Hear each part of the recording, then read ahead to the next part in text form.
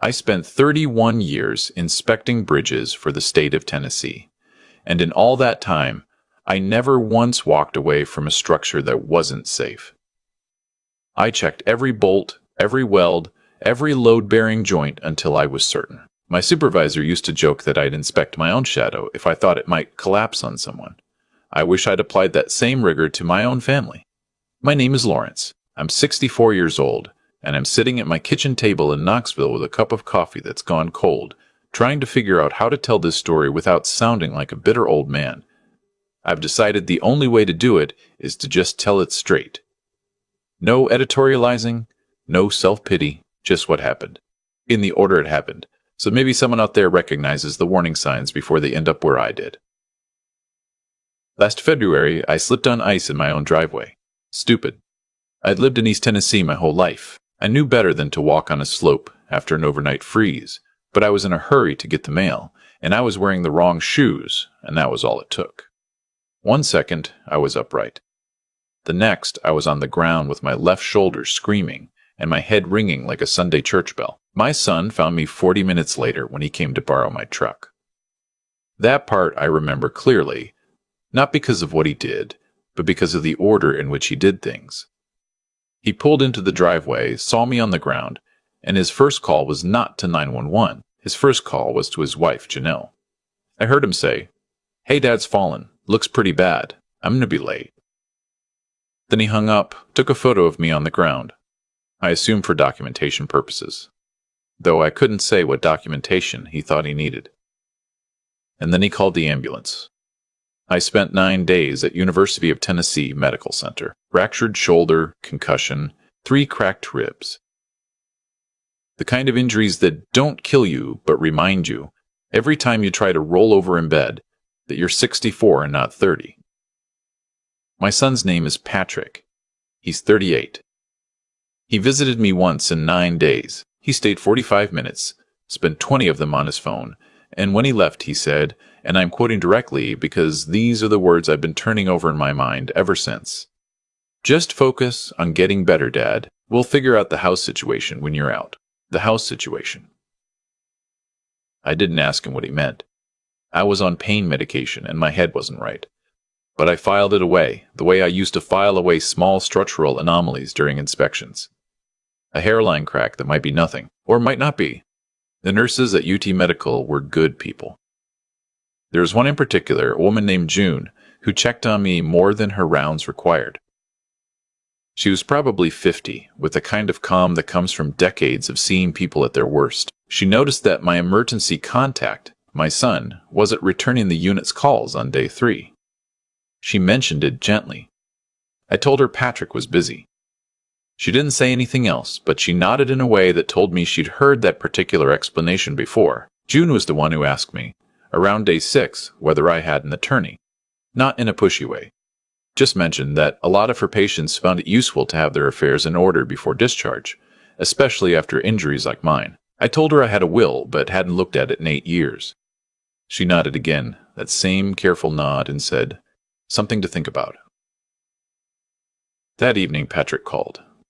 Not to check on my pain levels or ask about my prognosis. He called to tell me that he and Janelle had been talking, and they thought it might make sense, given my age and the fall and everything, to think about a transition.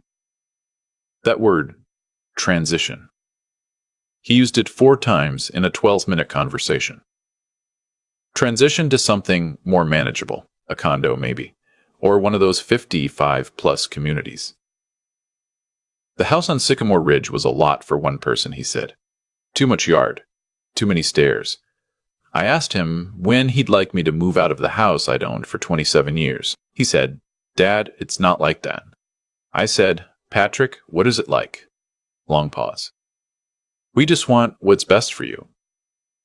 After he hung up, I lay there in the dark listening to the floor noises of a hospital at night, and I thought about that phrase. We just want what's best for you. In my experience, people who genuinely want what's best for you don't need to say it. They just do things that demonstrate it. Like showing up. Like calling to ask if you need anything. Like not taking a photograph of your father on the ground before dialing 911. I called my college friend Augustin the next morning. We'd kept in touch over the decades, met for lunch a few times a year. He'd gone into real estate law and built a solid practice in Knoxville. I told him what Patrick had said. I told him about the house situation comment. He was quiet for a moment, then said, "Lawrence, I think you need to let me do some checking." I told him to check whatever he wanted. What Augustine found over the next 4 days, while I was still recovering in the hospital, was not surprising so much as clarifying. Like getting the results back from a structural analysis you'd already suspected wouldn't be good. Patrick and Janelle had met with a real estate agent named Donna Whitfield 6 weeks before my fall. Not after. Before, the meeting was documented in Donna Whitfield's calendar, and Augustine knew Donna professionally, so he asked her directly. She confirmed it. They'd wanted an estimate on my property. The house on Sycamore Ridge, 4 bedrooms, 2 acres, 27 years of my mortgage payments, current market value in Knoxville's seller's market, somewhere between $580,000 and $640,000. They hadn't listed it. They'd just been gathering information. Augustine also ran a basic financial check on Patrick. I'd been lending him money for 6 years. The first loan was $18,000 when he and Janelle bought their SUV and ran short. Then $22,000 when Janelle's boutique launched and needed inventory. Then smaller amounts, $5,000 here, $8,000 there, until the total reached somewhere around $73,000. I never asked for it back. He'd never offered. I told myself it was a father helping a son. Now I was starting to understand it as something else. A man being systematically relieved of his assets by people who'd calculated that patience was more profitable than gratitude. Janelle had her own financial picture. Her boutique, a clothing store in the Bearden neighborhood that sold what I'd charitably describe as expensive casual wear, had not turned a profit in 3 years. She had a separate credit card in her own name with $41,000 in debt, which Patrick had apparently not known about when they married, and which had quietly grown while she maintained her lifestyle and her social media presence. She posted every day. New outfits, brunch spots, weekend drives. The comments were full of people telling her she was goals. I'd never been able to look at those posts without feeling vaguely uneasy, and now I understood why. It was performance. The whole thing was performance. I asked Augustine if there was anything actionable. He said, "Not yet, but let's make sure your house and your estate are protected before you're discharged." We worked through the details over 2 phone calls. I updated my will. I established a living trust that placed the house and my investment accounts. I'd been careful with money my whole career, and I had more set aside than Patrick probably knew outside of simple inheritance. The trust named the Tennessee Structural Safety Foundation, a nonprofit I'd supported for years, as the primary beneficiary. I also formally documented the $73,000 Patrick owed me as a loan, not a gift, with promissory notes backdated to the original conversations. Augustine said the documentation was solid. No reasonable legal challenge would get traction. Then I asked him about something else. Something I'd been thinking about since day 3 in that hospital bed. Augustine had a client, a manufacturing company based in Maryville, about 30 miles from Knoxville. They'd been looking to bring on a regional sales manager for their Tennessee and Kentucky territory. The position had been posted for 2 months. They hadn't found the right person. I asked Augustine if he could make an introduction. He said, "Lawrence, what are you thinking?" I said, "I'm thinking Patrick is currently a regional sales manager." Long pause on his end. Then slowly, "He is. At Brennan Supply." "Yes. And Brennan Supply is one of your client's competitors?" Another pause. "They are." "I'm not asking for anything improper," I said. "I just want to be introduced as a potential investor. I have money. I've been looking to put it somewhere worthwhile. The rest takes care of itself." Augustine was quiet long enough that I thought the call had dropped. Then he said, "You know, I've always admired how thorough you are." The introduction was arranged before I left the hospital. I was discharged on a Tuesday. Patrick did not come to pick me up. He sent a text the night before saying Janelle had a thing, and he'd have trouble getting away, and did I need him to call a car service. I told him I'd handle it. I handle it. My neighbor Clifford, a retired electrician who'd lived 3 doors down for 15 years and had shoveled my driveway twice that winter without being asked, picked me up in his pickup truck and helped me get settled at home.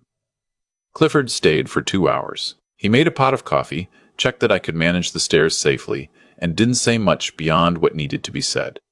When he left, I shook his hand and felt something I couldn't quite name. Something like the difference between people who show up and people who say they would have shown up if things had been different. My house looked exactly as I'd left it. It is not a fancy house.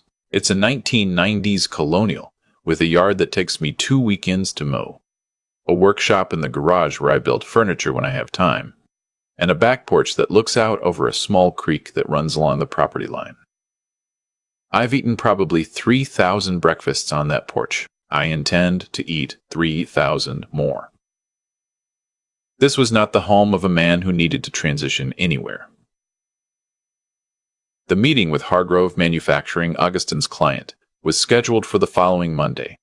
I spent the week resting and preparing. My shoulder was in a sling, and my ribs made deep breaths unpleasant. But my mind was clear. Clearer, actually, than it had been in years. There's something that happens when you stop accommodating people and start simply seeing them. The mental static goes quiet. Augustin had done his preparation too. He'd spoken with the company's owner, a direct man named Vernon, who'd built the business from a single fabrication shop, and explained that I was a retired state engineer with significant personal capital, looking for a private investment opportunity. Vernon had done his due diligence on my background and was receptive. He knew the industry.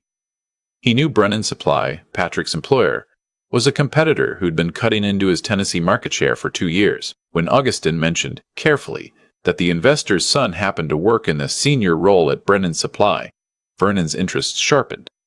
We met by video call. My shoulder made driving uncomfortable, and Vernon accommodated. He was in his mid-50s, spoke plainly, asked good questions. I told him I'd spent 3 decades in structural engineering and public infrastructure, that I understood manufacturing and quality control, that I was not a passive investor looking to park money, but someone who wanted to contribute real knowledge to a real operation. He asked about my timeline. I told him I was patient. He asked if my son working at a competitor created any complications. I told him honestly that it did not, that my son and I were not on terms that would create any conflict of interest, and that I expected all employees to be evaluated on performance alone. Vernon studied me through the screen. Then he said he thought we'd work well together. The investment was finalized the following Thursday. I took a 28% stake in Hargrove Manufacturing with full advisory rights. The paperwork was airtight. Vernon's lawyers were thorough. When the documents were signed and the call ended, I sat on my back porch in the cold February air and listened to the creak and felt the specific satisfaction of a man who has done something careful and correct. That evening, Patrick called. Not about the investment. He didn't know about it yet. He called to revisit the house conversation, to pick up where we'd left off before my discharge. Janelle had apparently been researching the 55-plus communities and had found one in West Knoxville that he thought I might like. They had a fitness center and organized activities. He said it twice. Organized activities. I let him finish. Then I said, "Patrick, I'm not moving." Silence. The house isn't being sold. It's not being listed. It's going to stay exactly where it is, and so am I.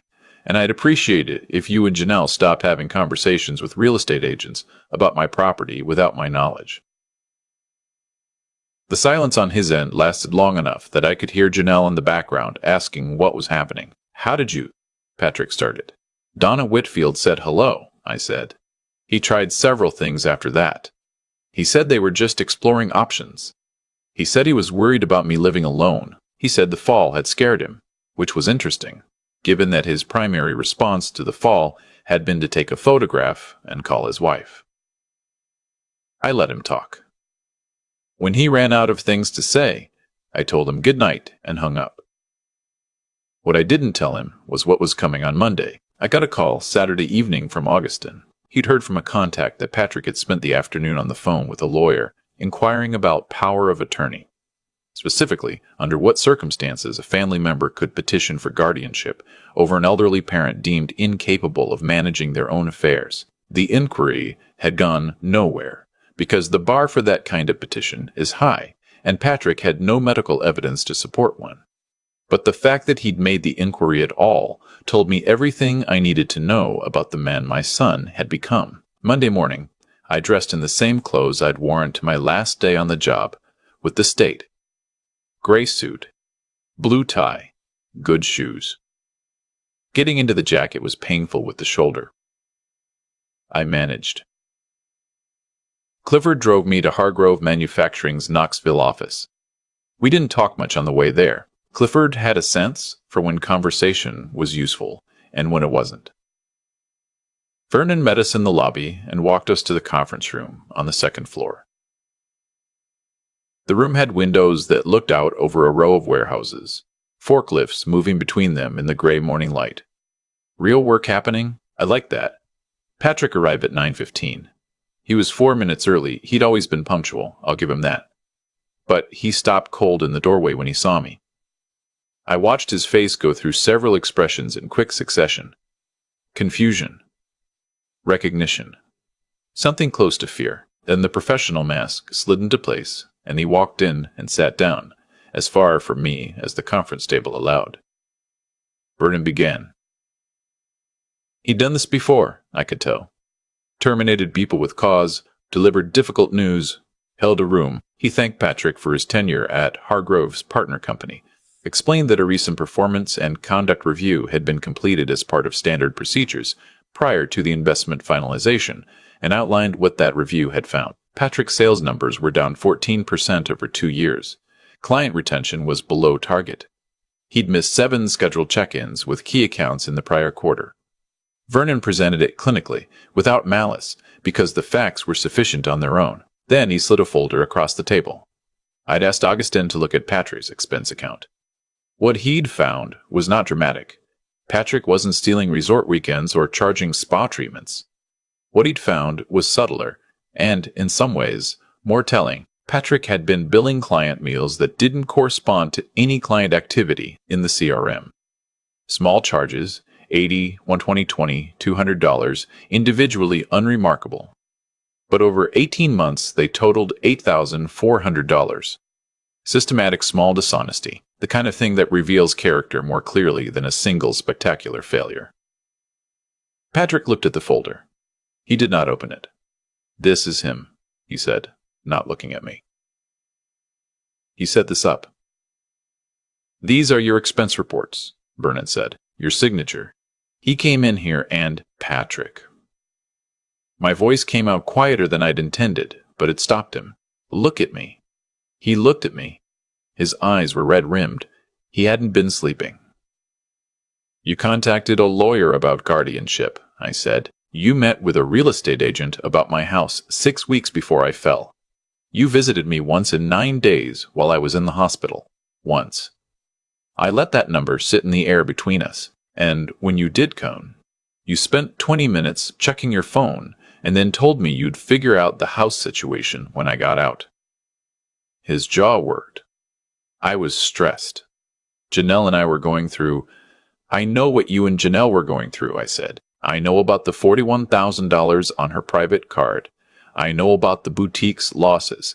I know you've been trying to solve a financial problem by planning to sell a house that isn't yours to sell. The color had drained from his face completely. I'm your son. You are, I said, and for 38 years I've tried to be a good father to you.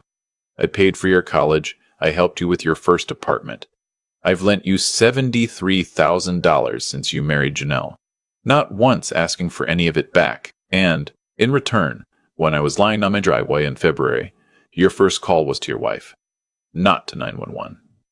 To your wife. He didn't have an answer for that. Vernon stood, signaling the meeting's conclusion. He told Patrick his employment was terminated effective immediately, that severance would reflect the contractual minimum, and that given the expense account irregularities, he was fortunate criminal charges weren't being pursued. Security would escort him to collect his personal belongings. The company phone and laptop were to remain on the premises. Patrick stood up slowly, like a man whose legs weren't entirely sure they'd hold him. He looked at me one more time. His face had cycled back through all those expressions again and landed somewhere I recognized, the face of a child who has just realized, too late, that there are consequences he was never prepared for. "The money I owe you," he said, his voice barely above a whisper. "The $73,000. You're going to call it in." "The first payment is due in 30 days, I said. $2,000. Augustin has the paperwork." "I don't have $2,000. You just took my job." "You lost your job," I said. "I just happened to be here when it happened." He left the room without another word. I heard his footsteps in the hallway, and then a door, and then nothing. Vernon walked around the table and shook my hand. He said, for whatever it was worth, that he thought I'd handle it with more restraint than he would have managed. I told him I didn't feel restrained. I felt tired. He nodded like he understood. Clifford was waiting in the lobby reading something on his phone. He stood up when he saw me. I told him I was ready to go home. We didn't discuss it on the way back. 2 days later, Augustin called to tell me that Patrick had contacted him about the promissory notes. His new lawyer, a young attorney in a small firm who'd agreed to a consultation, had reviewed them and told him they were legally sound. The loans were documented. The notes were valid. There was nothing to contest. Janelle's Instagram had gone quiet. She hadn't posted in 6 days. For someone who had built an identity around the performance of her life, that silence said more than anything she could have written. What I heard later from Augustin was that Patrick had shown up at my house on Thursday evening.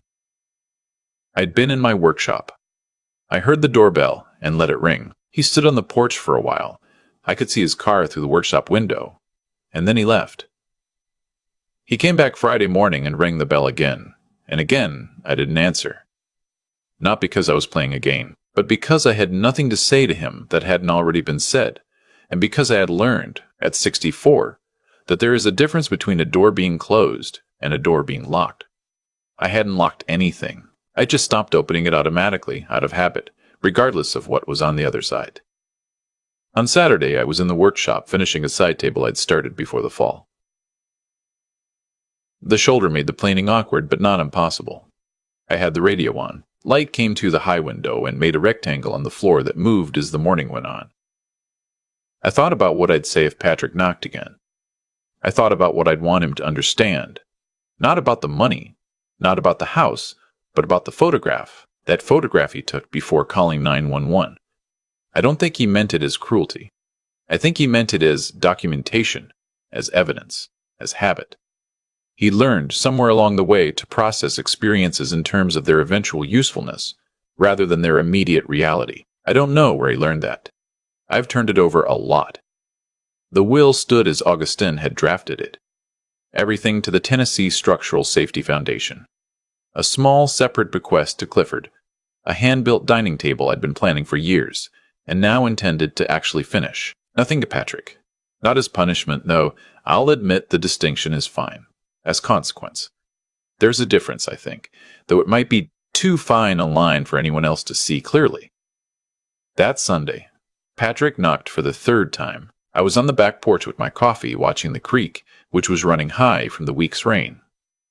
I heard the knocking and I sat there for a moment, steam rising from the mug, cold air, water sound. Then I went inside and opened the door. He looked worse than he had in the conference room. He'd lost the tie and the professional composure and was standing on my porch looking like what he actually was, a 38-year-old man who had made systematic bad decisions and was only now experiencing their full weight. I didn't say anything. I stepped back from the door and let him in. He sat at the kitchen table. I put coffee in front of him. We were quiet for a while. He said, "I didn't think you'd fight back." I said, "I know. I thought you'd just—" He stopped. Tried again. "I thought you'd just let things happen the way you always did." "I let a lot of things happen," I said. "That was my mistake. Letting things happen and calling it kindness." He wrapped both hands around the mug. Outside, the creek made its steady sound. "Janelle's moving out," he said. I looked at him. "She's been planning it for a while, apparently." He laughed once, without any humor. Turns out I wasn't the only one doing planning. "I know about the emails with Patricia Winters," I said. the divorce attorney. I know she intended to leave you once the inheritance came through. You were part of her plan, Patrick, not the other way around. It was quiet for a long time.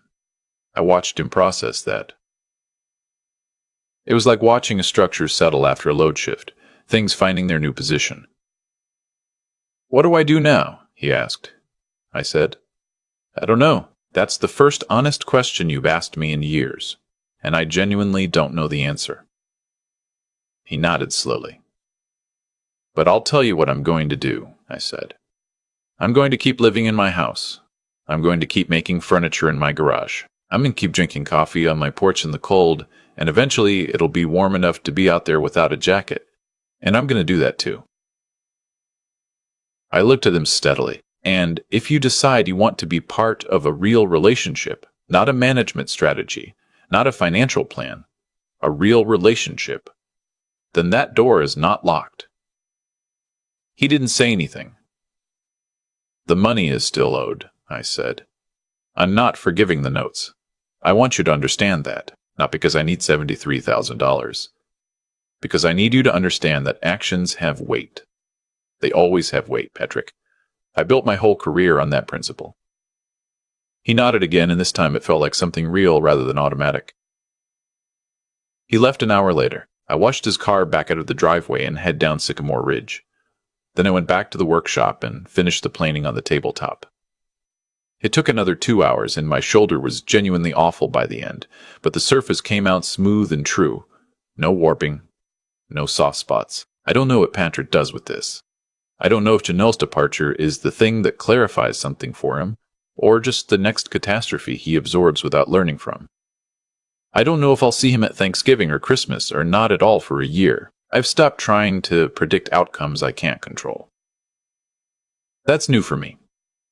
I'm 64 years old, and I'm still learning which things are mine to manage and which things I have to let stand or fall on their own.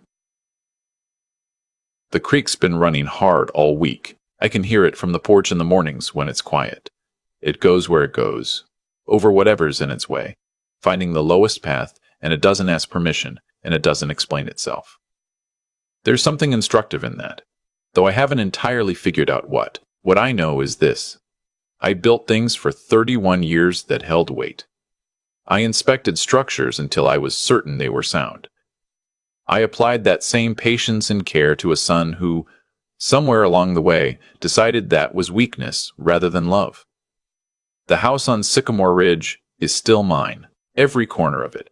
The creek, the porch, the workshop, the cold morning air, all mine. And that, for now, is enough. I've been thinking about something Augustine said to me the week after everything was settled. He said, "You know, Lawrence, most people wait until it's too late to draw a line."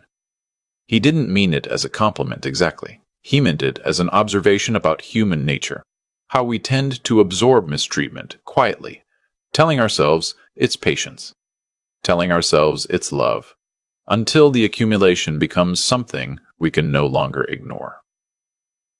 I think he was right. And I think I was one of those people for a long time. The thing about what Patrick did, all of it, the photograph, the real estate agent, the guardianship inquiry, is that none of it happened overnight. It was built slowly, the way structural damage builds. A small crack here, a soft spot there. Nothing that looks catastrophic on its own. But if you never inspect it, if you keep telling yourself it'll hold, eventually something gives. I spent 31 years teaching people that deferred maintenance is the most expensive kind. I should have applied that to my own household. What I understand now, sitting on this porch with the creek running and my shoulder finally healing, is that every decision Patrick made had a logic to it. Not a moral logic, but a cause and effect logic. I lent him money without consequence. So he learned money came without consequence. So he learned money came without consequence. I forgave things without naming them. So he learned nothing needed to be named. I absorbed his neglect and kept the door open. So he learned the door would always be open, no matter what he left outside it. That's not his failure alone. That's mine too. The difference between what I did at the end and revenge, and I've thought carefully about this, is that revenge is about making someone feel pain, What I did was about making sure the consequences of his choices were real and proportional and impossible to sidestep. That is a distinction worth holding on to. Patrick needed to lose the job not because I wanted to hurt him, but because the alternative was a man who learned he could defraud an employer, neglect an injured parent, and scheme to sell a house that wasn't his, and walk away from all of it without a single thing changing. That kind of lesson, left untaught, doesn't just damage one relationship. It damages everyone that follows. June, the nurse who asked me quietly whether I had an attorney, never said anything dramatic. She just noticed. She paid attention when no one else was. And she offered one small question at exactly the right moment. I think about her sometimes. The people who change the course of things rarely do it loudly. What I want to say, and what I'm still figuring out how to mean completely, is that intelligence and decency are not the same thing, but they are not separable either. Patrick is smart. He always was. Smart enough to plan, to calculate, to work out what my house was worth 6 weeks before I fell. But intelligence, without the discipline to use it honestly, is just a more efficient way to cause harm. Real intelligence, the kind worth having, asks, what is actually true here, and what does it require of me? And resilience, the kind I needed these past months, isn't toughness. It's not about not being hurt. I was hurt. I am still some mornings sitting here with my coffee. It's about deciding that the hurt is not the final word, that you are still, despite everything, the person who gets to determine what your life looks like, that the house on Sycamore Ridge is still yours, that the creek still runs, that the table in the workshop still needs finishing. Those things are still true, and I'm still